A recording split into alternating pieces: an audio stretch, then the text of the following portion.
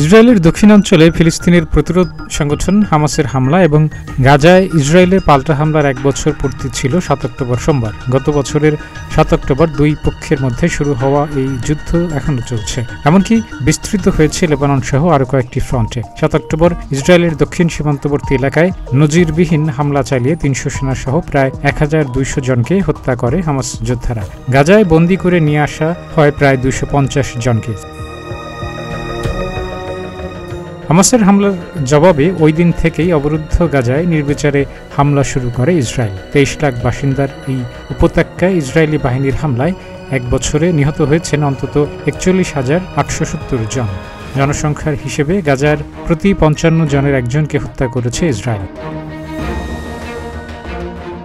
ইসরায়েলের নির্বিচার হামলায় নিহত ব্যক্তিদের 69 ভাগই নারী ও শিশু। ইসরায়েলি বাহিনীর হামলায় নিহত ব্যক্তিদের মধ্যে নারী ও শিশু 28,102 জন, শিশু 16,756 জন আর নারী 11,346 জন।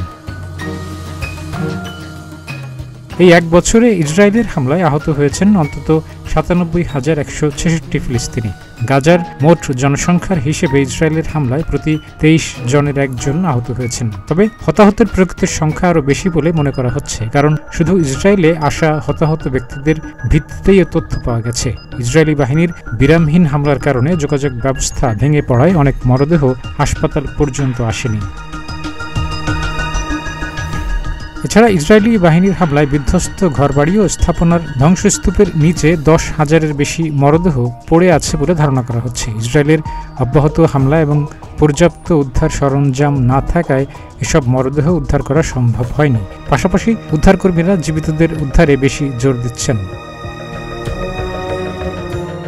এদিকে কয়েকটি হাসপাতালে ইসরায়েলি বাহিনীর অভিযানের পর গত 1 বছরে 7টি গণকবরের সন্ধান পাওয়া গেছে।